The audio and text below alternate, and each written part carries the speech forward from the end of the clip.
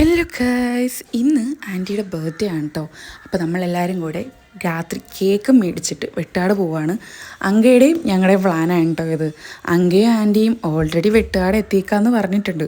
ഞങ്ങളെ പിക്കാൻ ചേട്ടൻ വന്നിട്ടുണ്ടായിരുന്നു. അപ്പോൾ നമ്മൾ കസിൻസ് എല്ലാവരും ഒരുമിച്ച് വെട്ടാട് കാറിലോട്ട് പോവുകയാണ്. ഡെക്കറേറ്റ് ചെയ്യേണ്ട ഐറ്റംസൊക്കെ അങ്ക മേടിച്ച് തന്നിട്ടുണ്ടായിരുന്നു. എനിക്ക് മറ്റുള്ളവർക്ക് ഇങ്ങനെ സർപ്രൈസ് കൊടുക്കുക, മറ്റുള്ളവരെ റെഡിയാക്കി നിർത്തി ഫോട്ടോ എടുക്കുക, മറ്റുള്ളവർക്ക് വേണ്ടിയിട്ട് ഫുഡ് ഉണ്ടാക്കി കൊടുക്കുക, ഇങ്ങനത്തെ കാര്യം എന്നൊക്കെ പറയുമ്പം എനിക്ക് ഭയങ്കര ഹാപ്പിയാണ് കേട്ടോ. അവരുടെ ഫേസിൽ നമ്മൾ കൊടുക്കുന്നൊരു സാധനത്തിൻ്റെ ഒരു റിയാക്ഷൻ നമുക്ക് തിരിച്ച് കിട്ടത്തില്ലേ, അതൊക്കെ എനിക്ക് ഭയങ്കര ഇഷ്ടമുള്ളൊരു സംഭവമാണ് കേട്ടോ. അപ്പോൾ സർപ്രൈസ് കൊടുക്കാനെന്ന് പറയുമ്പോൾ ഞാൻ പിന്നെ ഡബിൾ ഓക്കെയാണ്.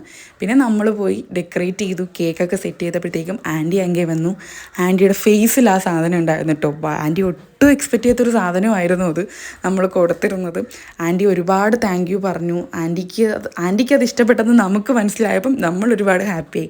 പിന്നെ സംസാരിച്ചു, കേക്ക് കട്ട് ചെയ്തു, പിന്നെ എല്ലാവരും അവരുടേതായ ഗിഫ്റ്റുകൾ കൊടുത്തു.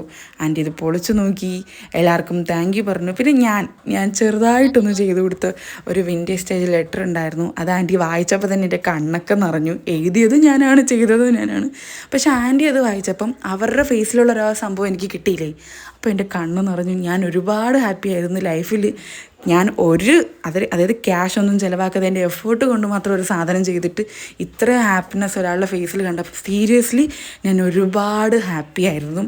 പിന്നെ നമ്മൾ കുറേ നേരം അവിടെ നിന്നു സംസാരിച്ചു. ലൈഫിലെ ഓരോ മൊമെൻറ്റ്സും നമ്മൾ ഇതല്ല ഇങ്ങനെ തന്നെ ചെയ്യണമെന്ന് പറഞ്ഞ് നിന്നിട്ട് ഒരു ഇതുമില്ല. നമ്മളെ കൊണ്ട് എന്ത് പറ്റുമോ അത് ചെയ്യുക, മറ്റുള്ളവരെ ഹാപ്പി ആക്കാൻ ട്രൈ ചെയ്യുക. പിന്നെ നമ്മൾ അവിടെ നിന്ന് ഇറങ്ങി നേരെ പാട്ടും പാടി ചില്ലടിച്ച് വീട്ടിൽ പോയി. ഇന്നത്തേക്ക് ഇത്രയേ ഉള്ളൂ.